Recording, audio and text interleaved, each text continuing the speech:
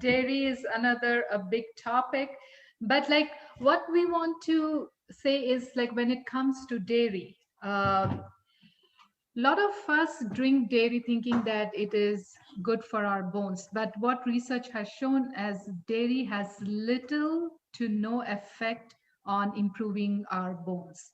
And even when we give dairy to our kids, research has shown that it's not increasing their bone integrity.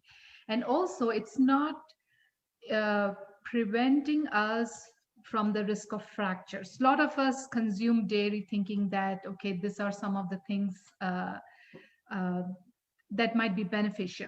So, women who drink 3 or more glasses of milk per day have 60% increased risk for developing a hip fracture.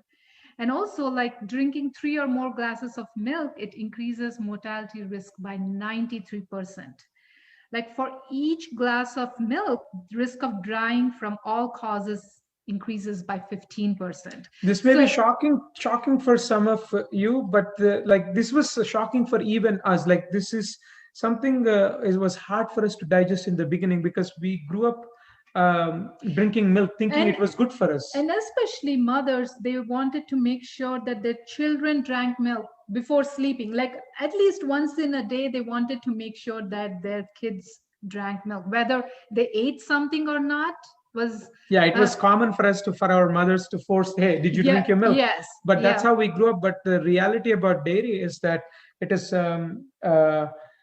like it's mind-boggling, like how negative effects of dairy is affecting our health. Yes. If you look at dairy, this picture is self-explanatory. Like you see a human mom feeding the baby, and the cow is feeding the calf, and puppies are being fed by the mother, where like we grown-up adults, we are we are all all after cow's breast. Yes. See, the only time we does this make sense? Like, why does cow make milk? The reason why cow makes milk is to fatten up the baby calf, so that the baby calf can grow from 60 pounds or 70 pounds at birth to 600 pounds at 1 year. So the cow's milk has a different amount of protein and calcium and hormones and growth promoting things that are specifically designed for the baby calf. I mean, we are done growing. Yeah. The thing is, the only time we need to grow is like when we are an infant, and that at the time the best food is mother's milk, human mother's milk, but not the cows. Yeah. So one is like milk, it doesn't offer any benefits to us. The other thing is it also causes, like it damages us. Like if you look at milk, like it increases the risk of like it's linked to heart disease. It's like the cholesterol and the saturated fat that is found in dairy, like it increases the risk of diabetes, heart disease, and other chronic conditions that we see nowadays. And the pus cells or the bacterial overload in the milk.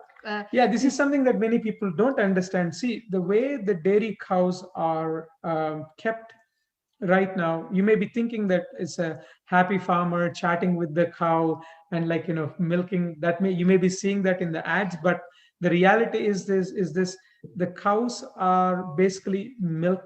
For dairy industry, cows are milk making machines, and to their udders, the milk what do you call the milking machines are continuously attached, and the purpose of that is to suck out every drop of that milk that's in the cow's breast. But the problem is this: when these machines are latched onto the cow's breast, they get the infections, mastitis, and there, like, you have the pus cells, and as the cow is being milked, you're getting some pus cells as well. So many of the not just many, every store bought cow's milk samples, it tests positive for having pus cells. And it is legal to have less than 700,000 pus cells per ml in US and Canada.